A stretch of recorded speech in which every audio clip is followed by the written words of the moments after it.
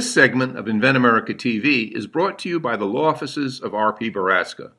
RPB law offices have been bringing corporate-level legal expertise to the independent inventor community for more than 20 years.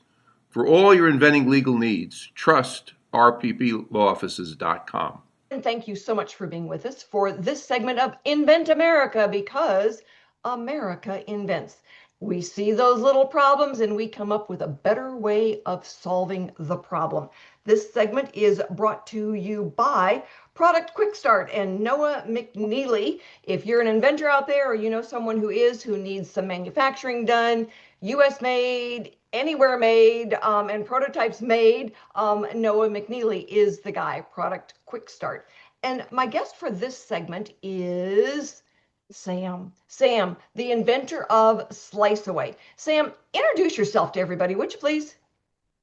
So hi everyone, I'm Sam Spadoni. I invented SliceAway. It's a great product for everybody that eats pizza, even businesses for promotional items, stuff like that. But we can get into that in a little bit. But 26 years old, been kind of doing this since I was 18. Thought of an idea, and I just been going with it ever since. Well, that's so cool that you have the wow moment. Tell everybody, what was it? I mean, I've read about it, so I know what it was, but tell everybody, because so many of our inventors out there, it's like they do exactly what you do, but they never take the next step. So what was your wow moment? And then when did you take the first step? So my wow moment was actually back in college. I was in my dorm room with my buddies. We ordered a pizza. We ordered a full pizza. We're sitting there. We're like, all right, we don't have any utensils. We have nothing in here. It's a dorm room. So I was like, all right, well, what if the pizza came with a pizza cutter that you could just throw away afterwards? You could keep it for a couple times if you need to, or just throw it away. And then I kept thinking about it, and I was like, all right, well, now people can use it as a promotional item. And I was like, all right, and you get the pizza, they throw their logo on it, they throw their phone number on it, and you keep it for once or twice, and now you have their phone number for the next time you want to order a piece of pizza, or a company has their phone number as a giveaway item, stuff like that. It's a perfect thing that people just need. And then from there, I talked to my dad, who's been a very big help with this one. He was like, yeah, go for it. So got a patent lawyer. We went through all the steps, found out that I could do it. It was patentable, got it patented in the US, and I also have a European patent as well. And then got connected with a company who then connected me with Mike. I think you're familiar with Rita from Pronto Launch, who's been helping me out and getting some connections and going from there. But we're always looking for new customers and people who want to use a promotional item, pizza stores, insurance companies, anybody can use it. Anybody can put their logo on it. It's fully customizable, all that stuff. And that's kind of how the story is for where we are right now. All right. So you call it SliceAway. How did you come up with the name? Because it's a cool name in the fact that it doesn't trigger someone to think it's only for pizza. Yeah, so that was a big thing. So we wanted it's my idea, but I've kind of had my family help me out with the name and everything like that, which is awesome. I very family oriented guy, so I bunch of ideas, names coming through, and I had a huge list, and I sent it to my sisters. And I was like, all right, guys, how can we make this perfect? So then after all this little tweaks here and there, the name just was born, SliceAway. So that's great, because so many times inventors will ask me, it's like, well, how do I name the product? And it's like, well, there's a couple of strategies to go through. One is, buy a nice bottle of wine, or, a 6-pack of beer, and sit your friends down around a table and say, what would you Google to find this? And then pick, a combination of words where you can get the .com. So that's one of the ways that, we've talked about, how do you name a product? And it's like, if you use something that's got a weird spelling, nobody knows to look for the weird spelling until you teach them. Yep. And, Apple paid a lot of money to teach you that an apple is something you play with instead of something you eat. Exactly, yeah. So that's why we slice away. The slice from the pizza, and then you just slice away because it's easy. It glides right through the pizza. It's disposable. It is, to me, I haven't found anything better. It's the world's best disposable pizza cutter. There you go. So, all right. So, put on your imaginary hat and tell us, what else can you use this for? So I've used it. I've had some people test it. I've cut grapes with it. I've cut potatoes with it. Honestly, it's a little harder with the potato, but it does cut and it will cut nicely. I've cut a pie with it. I've cut flatbread pizza. I've cut cheese with it. So you could cut a lot of things with it. It's not just for pizza. That's why it's a great promotional item. 'Cause it does have a lot of coverage on it. You can get a nice logo on the head on the circle, and then you can get a number, a name, something on the handle as well. So it's perfect for promotional items as well as just as pizza. I think it would be great in bakeries to Yeah, go with cakes and pies and, the wedding parties and all of those kind of places where you're cutting those things. And then instead of doing all the dishes, you just want to throw the stuff away. exactly. The convenience of it's perfect, and it is recyclable, so it's even better. So it doesn't harm the earth. You can recycle it properly. That's what we like. That make sure it gets reused. It's not you can use it once. You can use it a couple times. It's not made to use forever. It's not made to use 100 times. It's a couple times you can get out of it, but it's definitely disposable. Recycle it if you can, because then it'll get reused and into the future and stuff like that. All right. So, how have you been getting the word out, Sam? How have you been telling people that it's there? So one of the big ones was the pizza convention in Vegas. It's the International Pizza Convention. It's one of I think the biggest one in the country. Thousands of vendors are there. Tens of thousands of people come, and it's a lot of it's face to face. That's the main thing of this one is the face to face interactions you have, and you could show off the product on hand to hand. You could show them how it works. You could have we had a little table, a little display, cut a little dough. That was the main one. You talk to people because if you're more personal with people, you tend to like the product a little bit more, and you're selling yourself and your product, not just your product, is the main goal. Um, yeah, you could sell a product, but if you sell yourself, you're going to sell the product as well, is what I've learned.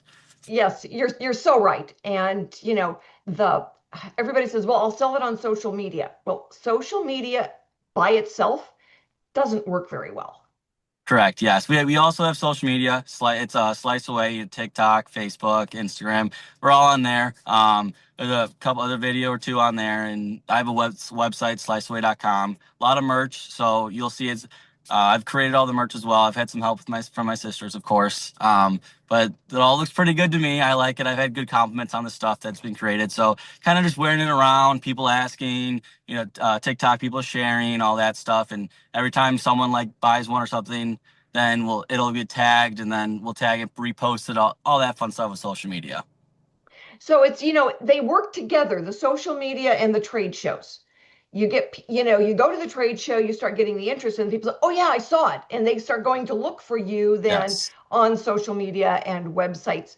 So that's a big deal. I mean, when you think about, okay, before you were born, that people, if they weren't advertising in the local newspaper and on TV, they didn't go anywhere. And then, oh yeah, you get the websites and the .coms going back in the early 2000s. It's like, well, it used to be if you didn't have a phone number, you weren't real. And then it got to be if you didn't have a website, you weren't real. And now if you don't go to a trade show, you're not real. Yeah, no, there was a lot of people that I didn't know. There's new products at the trade show. There's a lot of new products. I was one of them, which was awesome to see, and you saw a lot of people that I could collaborate with in the future. A lot of new businesses and companies that were very interested. So we're following up with them. Bigger ones that throw throw their logo on it. They'll give it away at their big conferences, and then it's just a reminder and everyone loves a free gift. Oh, That you actually what betcha. So stick with us, everybody. We will be right back with Mr. SliceAway himself. Right now, we need to go and pay some bills, and a big shout out thank you to King's Productions for making all this happen. We are grateful. This segment of Invent America TV is brought to you by SearchQuest Patent Search. SearchQuest provides for a comprehensive patent search that searches the entire world and not just the U.S. Patent Office. Make sure that before you spend those big bucks having a patent written, you've done your due diligence by getting a comprehensive patent search. Use SearchQuestPatents.com for all your patent search needs. They scour the world for you. Hello, everyone, and thank you so much for being with us for this segment of Invent America, because America loves to invent. We've been doing it since 1790. You know what? It's just gotten better and better. This segment is brought to you by TrueView. It is the only accurate 3D real-time imaging blind spot.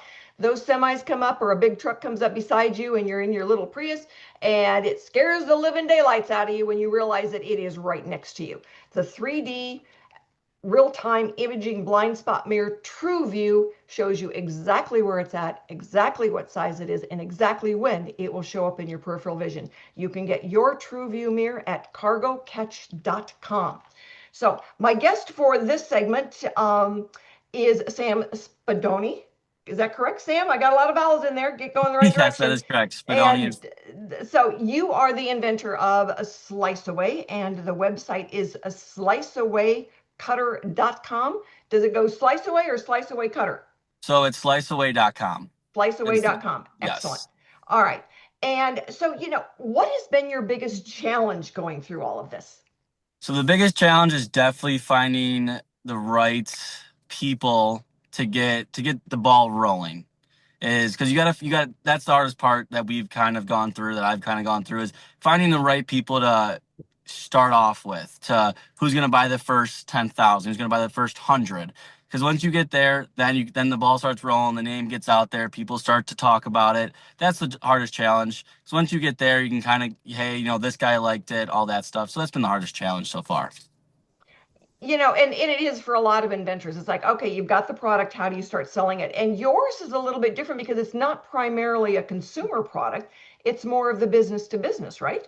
Correct. Yes. So it's both. You can get both aspects of kind of everything. So it can be consumer. You can buy it online on the website. You can buy it in 10 packs. Or businesses can come to us. They can email me. They go through the website, and then we can get custom orders. It is fully customizable. You can get it clear, any color you want, logos. You can get it phone number on there. If you want to contact me, we can kind of go through exactly what you can do, but it's pretty customizable, which is the nice thing about that. It's pretty cheap as well because it's a plastic, disposable, dishwasher safe, and it's a great promotional item for large companies, small companies, your 50th anniversaries, stuff like that. And another big thing that we're doing is we're trying to get holidays. So, smaller companies can now buy a smaller amount of graduation ones, 2026 graduate, or the American flag for the 250 year we just passed. So stuff like that, like a heart for Valentine's Day, is kind of the market, the business to business one, but it also could be consumer with the SliceAway logo on it. So how long have you been doing this now?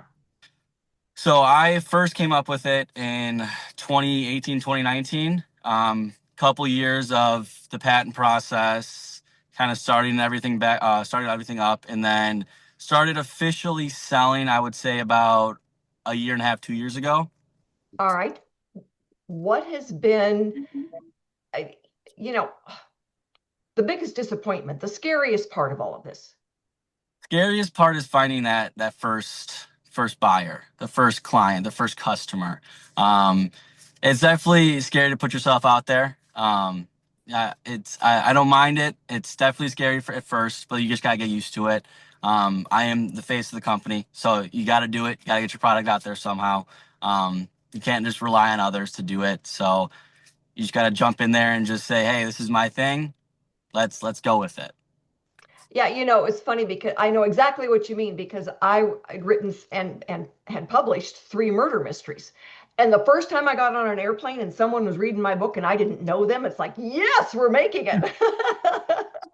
Because otherwise it'd been only people I knew that had bought any of them. So Yep. it's always fun when you get that first order because somebody wants it and appreciates what it is and what it does, as opposed to saying, hey, Mom, do you have any other friends who want to buy one of these, right?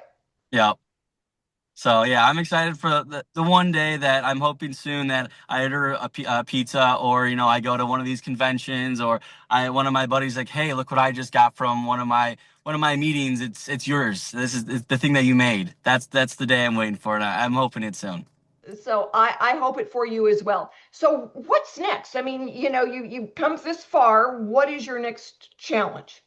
Next challenge is to just go up the chain. So, my business partner, Pronto Launch, Mike, has been helping me out. But but we're always open for more people, to help us out. And the next challenge is to go sell more, to find the next big guy and get it everywhere. I want everyone to have it. I think it's a great product. I think it could be used for everything.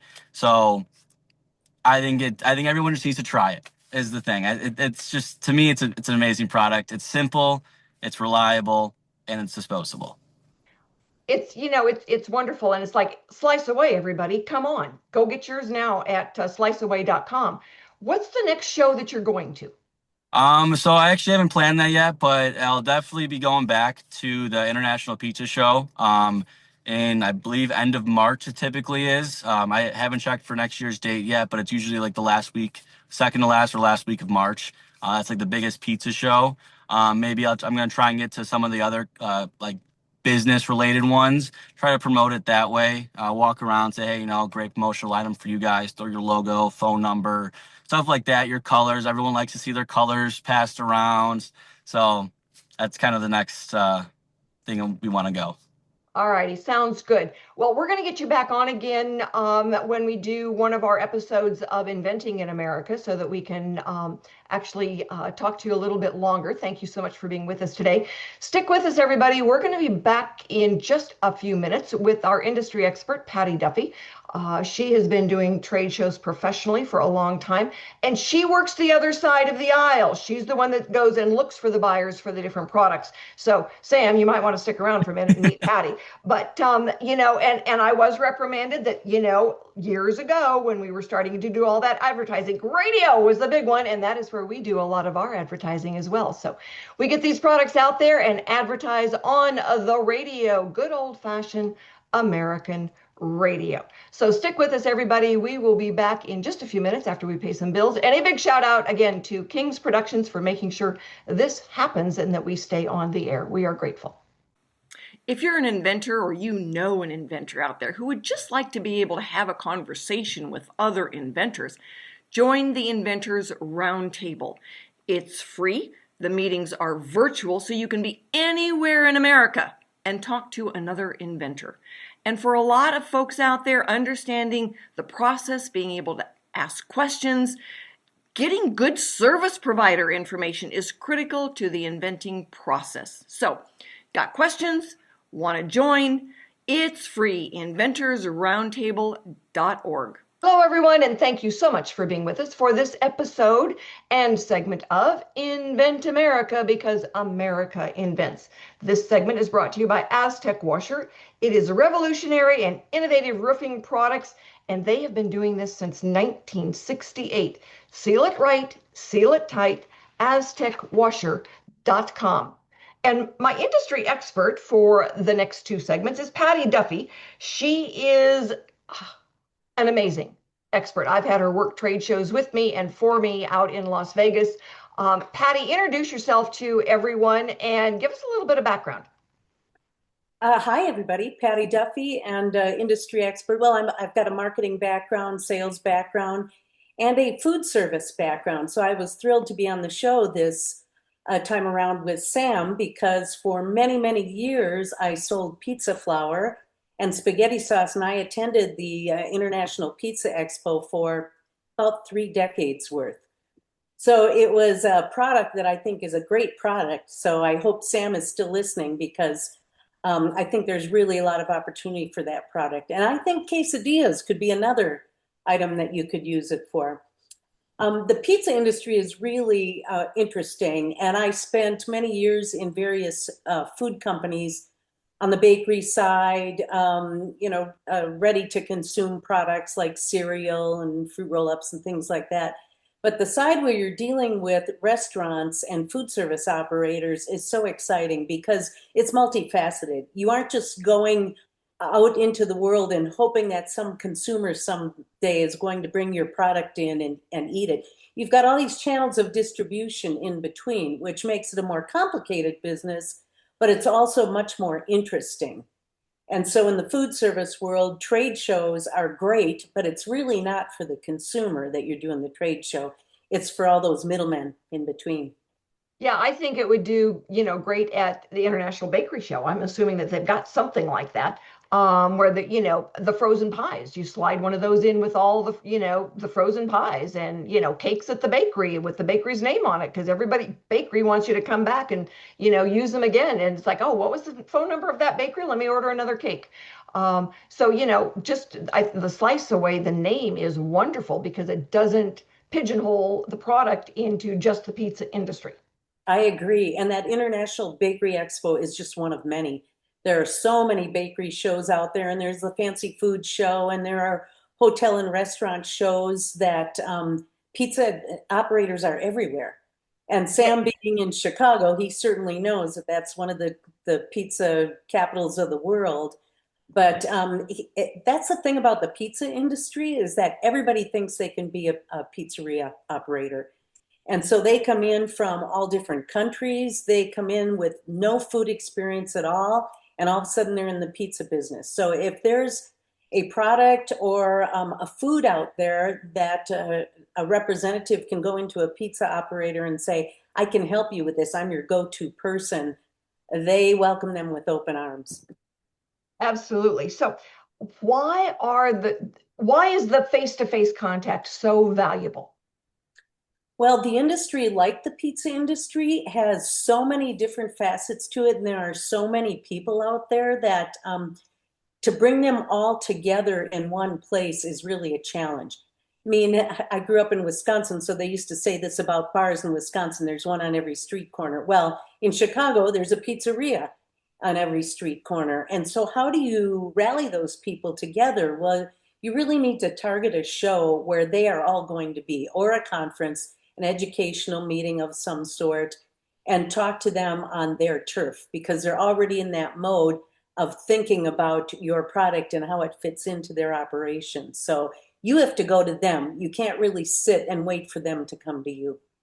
You made a good point. I know we had a young lady that had a medical product, and it was a big deal. It was a game changer in its particular field. And her dad was her backer, so they went, and they were then invited to speak at a conference, and that's where they met the licensee then for that product. That's exactly right, Rita. In fact, at the Pizza Expo, we used to take our technical person, and I would accompany the technical person. We would go and talk about flour in the pizza industry, the various protein levels and so on. So I would talk about how do you contract flour, while the technical person is talking about how the doughs rise and what you can do to get a better dough and the protein content and so on. So we teamed up like that, and we would get a lot of leads simply from doing that educational thing. And generally, they are looking for speakers to come in and speak about that. I mean, in Sam's case, he could even go to a cutlery educational program and talk about it there. He could go to a marketing place that's talking about promotional items and talk about his product there. So he's got a lot of different avenues that he could go to get his product exposure. So I always thought that pizza was about the water. Well, that's one of the aspects, but and granted, I might be a little biased. But I'm just wondering. It's the protein in the flour that's a very big deal. All right, I will take your word for it. So what is the difference? I mean, people hear a lot about consumer shows. What's the difference between a business-to-business show and a consumer show? Well, if you've already got a product that's in distribution somewhere, it's in a warehouse, it's in a food service distributor, it's online somewhere, then you're looking for the ultimate user, the end user, or in the food service world, we call it the operator. And so those are the people that will actually pay the money to buy your product. Now, in the case of, let's say you don't have any distribution at all, you could go to consumers all over the place, and there are so many of them, but if they want to get your product, they have to have a place to go and buy it. Either a retailer, a wholesaler, or a food service distributor to get it. So it depends on where you are in your marketing journey to decide which one you should go after. I mean, one of the things that I've noticed over the years, and I've been going to trade shows, it was almost embarrassing, about 40 years. And when I really started thinking about it, it's like, yeah, I have been for a long time. And you see the different industries. I've been to the National Funeral Home Industry Show. Who would have thought that, but there is one. There is a national, I've been to the National Asphalt Show. It wasn't very big, but the Inventor did very, very well. So when you think about, the industries, there is a show for every single industry out there. Especially here in Las Vegas. Well, that is true. Yes, the one I went to for the National Asphalt Show, I think, was in Nashville. But that was a while back. But like I said, he didn't need a big show. All he needed was the right buyers. Mm-hmm. And so when you look at those very specific shows, a lot of times, rather than having the monster show where there's all kinds of industries, focusing on your industry, like the International Pizza Show, which is very pizza specific, all right, as opposed to a show that's just kind of all over the place and you're not really sure. We've been to a lot of those shows, but we're learning that the ones that are specific are frequently better. And people will pick that up. Once you get known in one industry, other industries will take notice. So it does happen that way. All right, when we come back, we want to talk more about, how does someone get teed up for that professional show? So you can think about that. That's going to be your next question. And we're going to run off and pay some bills, everybody. Stick with us. We will be airing this coast to coast and streaming a few days later on 20 different platforms. So you can always find us out there, inventamerica.radio.com. Stick with us, everybody. We will be right back after we go and pay some bills. TrueUp, easiest way to hang your pictures. We all know how stressful picture hanging can get. TrueUp comes with everything you need to level and hang pictures with no damage and no mess. Just peel, apply the adhesive to the back of the TrueUp mount and press firmly. Remove the remaining adhesive. Use the level and press and hold for 3 to 5 seconds to attach the TrueUp mount to your wall with a strong hold. The TrueUp frame adapter is compatible with most frames on the market. Apply the adhesive strip to the adapter, stick, and your frame hangs easily on the wall mount. This lets you adjust your picture side to side for perfect placement every time. The possibilities are limitless, and it's easy on your walls. Picture hanging can be truly a one-person job. TrueUp, the future of hanging is here. Hello, everyone, and thank you so much for being with us for this segment of Invent America. And my guest for this segment is Patty Duffey. She is a professional trade show representative. So if you've got to get to a trade show and you need some help, Patty Duffey is in Las Vegas. That's where most of the trade shows are these days. That's where we had been going for the last 20 plus years. And I met Patty when I needed some help at my trade show. So she came and helped us out. Was absolutely amazing. So Patty, how do you give someone advice on setting up for the professional trade show? What do they do before? How do they do it there? And how do they do it after? I would say that you really need to do a lot of your homework up front before you get to the show. And really targeting is key. If you come to a show and you don't know who it is that you want to talk to, you are just wasting your time. Because like the Pizza Expo, there are nearly 10,000 people that come to that show. You cannot talk to 10,000 people and be effective in getting your story out there. So your homework up front is looking at who attends that show and then contacting them in some way and letting them know that you would like them to stop by your booth. Now, you have to give them some kind of incentive, whether it's information, education, or a promotional item, like perhaps the SliceAway, and let them know that you want them to stop by. That's the key, is once you get that foot in your booth, then you can go to work and do your sales job. But to just stop people walking down the aisles and saying, hello, do you want to check this thing out? They might not be interested. So it's that homework up front that is really key. And most of the websites out there for shows now will tell you specifically, there are X number of thousand people that are going to be attending, and these are the types of individuals that attend. Well, now with AI, you can almost find anything online. So you can go out there and say, I want to find all the buyers of X, or all the people that work for these chains, or whatever industry you're looking at, and you can target them through social media and let them know you need them to come and stop by your booth, and here's why it would be a benefit to them to stop by your booth. Yeah, I would, when we were going out there, I would always, people say, well, are you going to have chairs? No, you're there to work. You don't get to sit down. Because it's like, if someone walks by you, they could be a buyer and you don't know. But if you're looking at their belly button, you're not making eye contact. You have to be standing up. You make eye contact. You know, you don't eat in the booth, you don't sit on your phone in the booth, and you don't sit down in the booth. You stand up and you engage people and you talk to people. And I would have more inventors after we were done saying, now I get it, because I walked down this row here and there were people sitting in the, in a chair looking at their phone, and everybody just kept on walking by. And you see people down the next booth, everybody's standing up working, and everybody wants to talk to them and see what's going on. That eye contact is so important because they stop for a moment if you've made that eye contact and say hello, and that gives you time to look at their badge and see, are they somebody that could be a potential buyer for me? We always learn to see badges at, we used to say 30 yards. And usually there's a color strip on the badge that says they're a buyer, exhibitor, or some kind of an extraneous, they're a PR firm or whatever. And if you see that they're not a buyer, hey, all you did was be friendly to somebody, and that impression might stick with them later on when they might be of help. Yeah. You've done no harm except 30 seconds of saying hello. Right. And you don't know until you engage. What brings you to the show? Oh, I'm here with my husband. Well, have a nice day. I hope you have a good time. And you go on to the next one. Or I'm a buyer for, General Mills, and you say, oh, let me show you my product and let me give you a sample. So you pick and choose, what's going on, who you're speaking with. And the other thing I would always advise them is don't go alone. Take someone with you who can work call Patty and see if she's available to work the show.